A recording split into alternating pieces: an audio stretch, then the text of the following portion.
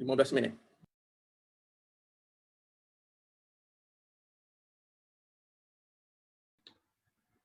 Bismillahirrahmanirrahim. Assalamualaikum warahmatullahi wabarakatuh.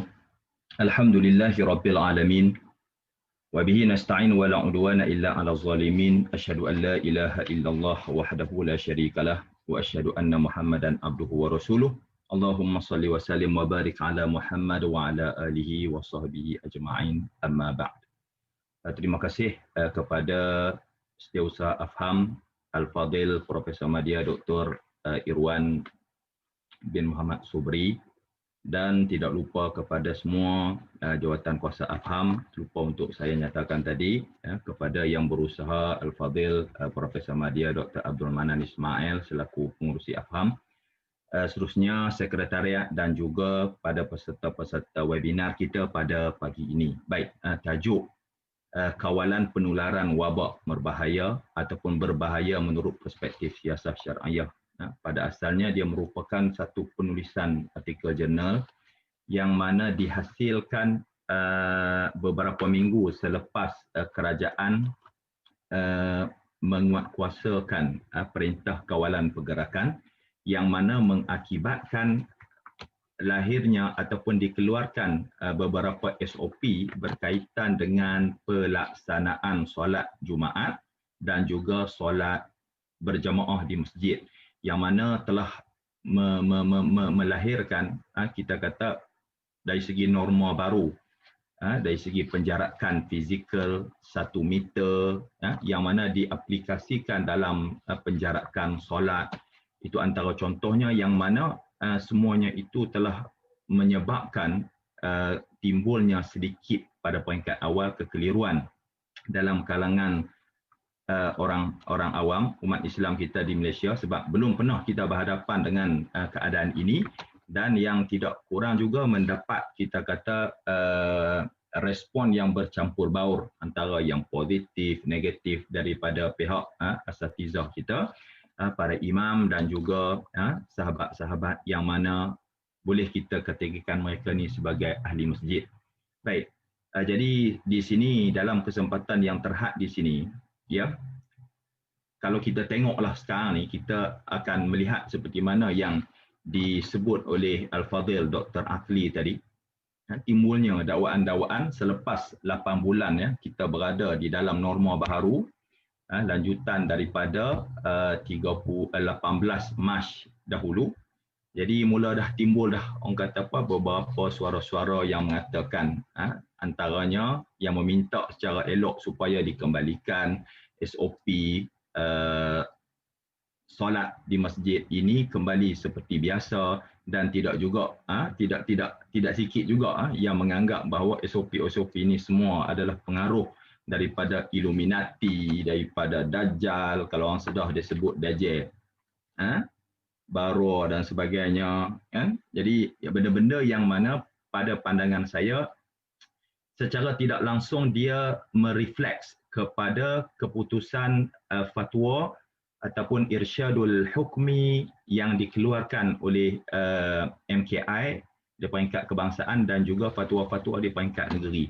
Maka secara tidak langsung arahan-arahan ini datang daripada fatwa kita, dan juga fatwa-fatwa ini pula dilihat ataupun dilabel sebagai patuh kepada bukan perintah syarak, bersalahan dengan perintah syarak, lebih takut kepada SOP, lebih takut pada makhluk berbanding dengan takwa dan takut kepada Allah Subhanahu Wa Taala. Baik, jadi sebelum saya nak menjawab hak tu, so at the end nanti ni kita akan jawab, mari kita tengok apa fungsi dan juga peranan pihak kerajaan melalui pendekatan siasah syar'iyah untuk menjaga maslahah rakyat. Baik.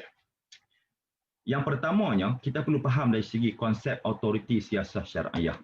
Okey, base-nya ialah kepada ayat Al-Quran, antaranya dalam surah An-Nisa ayat 51 yang biasa kita baca, dan biasa juga para asatizah ustaz-ustaz kita ni hak kat masjid duk baca ayat ni. Bismillahirrahmanirrahim. Ya ayyuhalladzina amanu athi'ullaha wa athi'ur rasul wa ulil amri minkum. Ila akhir hadhil ayah. Jadi perkataan ulil amri minkum. Okey, saya tidak mahu untuk nak menerangkan kerana apa? Kerana sebahagian besar daripada kita tahu dah apa maksud ulil amri mengikut tafsiran daripada Ibnu Katsir, daripada Ibnu Attas dan sebagainya. Baik. Cukup saya katakan di sini bahawa ayat ini memberikan satu wewenang, satu orang kata apa, autoriti kepada waliul amri. Sama ada waliul amri dalam konteks eksekutif ataupun waliul amri dalam konteks legislatif. Yang mana kalau kita tengok pada hari ini, waliul amri termasuk di situ kita kata Jabatan Mufti sebagai pihak yang mengeluarkan fatwa, yang mengeluarkan irsyadul hukmi. Baik. Apa yang saya nak rumuskan di sini ialah term siasah syar'iyah mudah untuk kita fahamlah. Siasah syar'iyah ni saya cuba rumuskan dia sebagai satu bentuk ijtihad yang diterajui, yang initiate oleh waliul amri tadi. Mana dalam konteks membuat keputusan yang berkaitan dengan maslahah umum ataupun maslahah negara.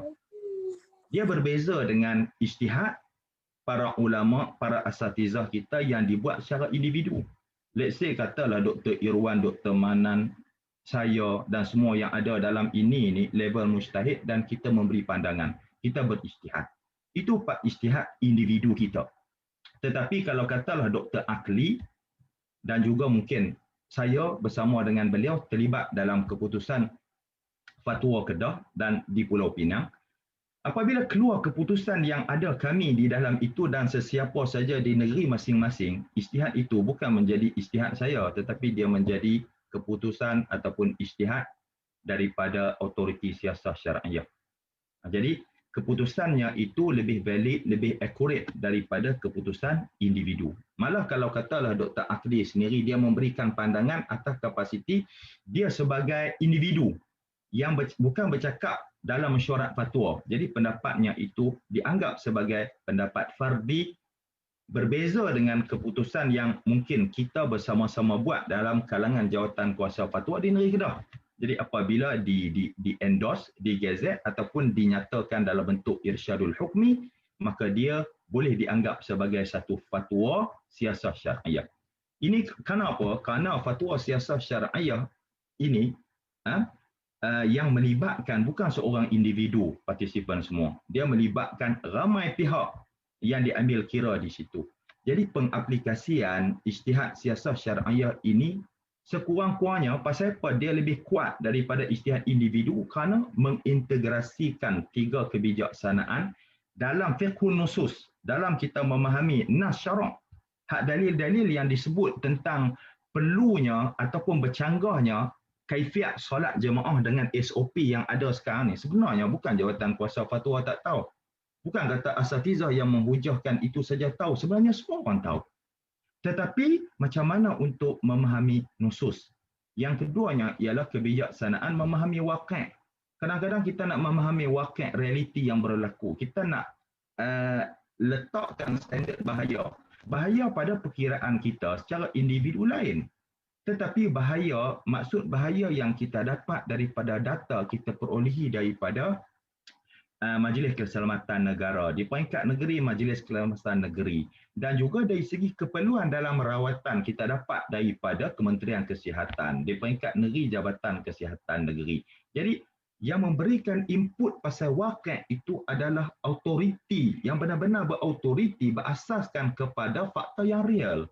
Dan yang ketiganya ialah kebijaksanaan yang paling penting dalam siasah syar'iyah itu ialah fiqhut tanzil. Macam mana kita nak laksanakan, nak kuat-kuasakan nas selepas kita memahami realiti itu macam mana. Maka keluarlah kita kata keputusan-keputusan fatwa, antaranya yang berkaitan dengan penjarakan. So sekarang ni bila kata mai balik PKPB, macam mana dia keluar? Saya tak nak berkonfrontasi dengan pihak berkuasa negeri di Pulau Pinang, di Kedah, keputusannya begini. Tapi kalau kita tengok di Selangor masih lagi tidak membenarkan solat jemaah dan juga solat Jumaat. Tapi di Pulau Pinang boleh. Jadi setiap negeri ini dia ada dia punya waqi' dia dan juga cara fiqhut tanzil dia. Baik. Okey. Kemudian seterusnya dari segi asas-asas autoriti 5 minit Ustaz Hafil. Bawah? 5 minit. Cepatnya. Jadi asas-asas autoriti, okey, saya tak bacakan nas itu, cuma saya rumuskan antaranya nas-nas yang berkaitan dengan pencegahan kemudaratan tadi disebut oleh Dr. Akli, la darara wala dirar wala tulqu bi aidikum ila tahluka. Dan juga kaedah-kaedah yang digunakan dalam membuat keputusan untuk menjaga maqasid dari segi orang kata apa daruriyatil khams itu. Mengambil kira juga kaedah seperti istihsan, maslahah mursalah dan juga mengaplikasikan kaedah-kaedah fiqhiyah yang kalau kita bacakan antaranya tasarruful imam ala ra'iyah manutun bil maslahah, kemudian darul mafasid aula min jalbil masalih. Ini antara kaedah yang dihujahkan mengutamakan mafsadah, benda-benda yang berbahaya. Kita kena bagi concern kita pada part ini dulu, lebih diutamakan daripada kita memikirkan tentang maslahah. Antara kita kata mafsadah nyawa yang boleh menyebabkan orang yang solat itu kena jangkitan COVID, berbanding dengan maslahah kita sembahyang itu bagi jumlah yang ramai rapat-rapat.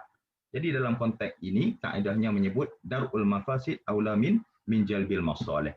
Begitulah juga kaedah-kaedah seperti idza ta'aradat mafsadatani ru'ya a'zamuha dararan birtikabi aqafiha.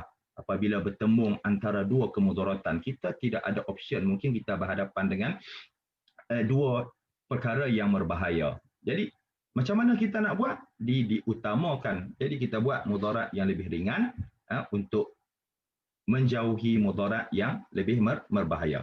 Baik, kalau katalah kita ambil masa sikit ni Dr. Irwan, maknanya kita tengok pada tindakan Rasulullah dalam sunnahnya dan juga asar para khulafa ur-rasyidin. Saya bawakan di sini beberapa contoh yang perlu kita faham dalam kita mensyaraikan, melegitimasikan SOP yang telah diputuskan pada hari ini. Pertamanya, kalau kita tengok ada hadis yang mana Rasulullah memerintah supaya kita menjauhkan diri daripada pesakit kusta. Firra minal majzum kama tafirru minal asad. Hadis sahih. Begitulah juga hadis tentang ta'un yang mana Rasulullah melarang kita memasuki dan melarikan diri daripada kawasan wabak ta'un, seperti idza sami'tum bihi bi ardin fala takhdamu alaihi wa idza waqa'a bi ardin wa antum biha fala takhruju firaran minhu. Begitulah juga ada hadis yang mana Rasulullah sebut la yuradu mumridun ala musihhin. Tak boleh kita membiarkan orang sakit bergaul dengan orang sihat. Kalau kita tengok tindakan Saidina Umar apabila dalam perjalanannya nak pergi ke Syam, pada waktu itu tiba di satu tempat yang bernama Sarah. Pada waktu itu kota Syam sedang dilanda oleh ta'un amawas. Jadi Saidina Umar mengambil tindakan mengarahkan semua delegasinya untuk pulang ke Madinah, tidak pergi. Jadi respon daripada ketua batalion Syam pada waktu itu, iaitu Abu Ubaidah Al-Jarrah, dia kata kepada Saidina Umar, pasal apa kita takut? Kan, COVID ataupun wabak ta'un tu ciptaan Allah, kita redah ajalah. Kita bertawakal kepada Allah. Tapi apa jawapan Saidina Umar kepada Abu Ubaidah? Pertama, Saidina Umar kata, "Lau qalaha ghairuka." Patutnya orang lain yang cakap macam ni, bukan level wahid daripada al-asharatil mubasyirin bil jannah. Naam, nafirru min qadarillah ila qadarillah, kata Saidina Umar. Betul ya, kita patah balik, kita lari daripada takdir Allah yang ada di Syam kepada takdir Allah yang selamat di Madinah. Dan satu lagi yang saya rasa kadang-kadang kita tidak perasan, dalam peristiwa lanjutan ta'un amawas tu, selepas kewafatan Abu Ubaidah Al-Jarrah yang menjadi pemimpin tentera di sana, kemudian selepas kematian itu diganti kepimpinan Islam di sana oleh Muaz bin Jabal. Muaz bin Jabal juga dilaporkan oleh riwayat Ibnu Asakir dan juga Imam Ahmad bin Hanbal juga terbunuh disebabkan ta'un ini. Maka kepimpinan disambung oleh Amru bin Al-As. Apa tindakan yang dibuat oleh Amru bin Al-As? Beliau mengarahkan penduduk-penduduk yang sihat di Syam itu supaya naik berlindung ke bukit-bukit kawasan-kawasan yang selamat. Malah dikatakan bahawa tindakan Saidina Amru bin Al-As yang menyuruh umat Islam lari naik atas bukit, walaupun mereka duduk di kawasan Syam itu, jangan pergi ke Syam, jangan pergi di masjid di Damsyik itu, pergi naik ke kawasan bukit, duduk kat sana, telah berjaya mengekang penularan wabak Amawas pada ketika itu. 2 minit untuk kesimpulan. Untuk rumusan dan abeda, maka di sini saya nyatakan bahawa tindakan kawalan yang dibuat oleh waliul amri dalam konteks kita hari ini COVID-19, kalau katalah zaman Saidina Amr bin Al-As, Saidina Umar dan juga pada zaman Rasulullah, keputusan yang itu berdasarkan pada realiti waktu itu. Jadi COVID-19 dia berbeza dengan kita kata bentuk-bentuk jangkitan daripada virus-virus lain seperti Ebola, SARS, rabies, denggi, influenza, AIDS, HIV, cacar dan sebagainya. Kaedah pencegahan dan pengawalannya berbeza. Jadi apa yang dibuat dalam konteks COVID-19 ini masih menepati syariah. Dan juga dianggap ketaatan kepada perintah waliul amri ini juga adalah merupakan perintah agama. Seperti mana melaksanakan solat dan ibadat itu perintah agama, ta'atu amril imam, amri waliyil amri juga adalah merupakan dinun. Jadi kedua-duanya adalah agama. Semayang pun kita patuh perintah Tuhan, SOP pun kita patuh perintah Tuhan dalam konteks mentaati waliul amri. Jadi prinsip syarak dalam konteks siasah syariah untuk mencegah kemudaratan partisipan semua, 3 perkara yang ditekankan yang kita ambil dalam membuat keputusan fatwa. Pertama, kita akan mencegah sebarang elemen yang memudaratkan negara. Yang keduanya ialah mencegah mafsadah lebih diutamakan daripada maslahah, dan sekiranya bertembung antara mafsadah, kita akan melakukan mafsadah yang ringan efektifnya untuk mengelak daripada mafsadah yang lebih berat. So di sini bila orang bertanya antara solat jarak dengan solat dekat tanpa jarak, maka kita katakan bahawa kita di sini bukan melarang ataupun mencegah daripada mengerjakan solat langsung, tetapi syiar solat aulawiyat daruriyatnya masih lagi dapat dilaksanakan. Cuma dari segi tertib soft itu dia termasuk di dalam urutan tahsiniyat.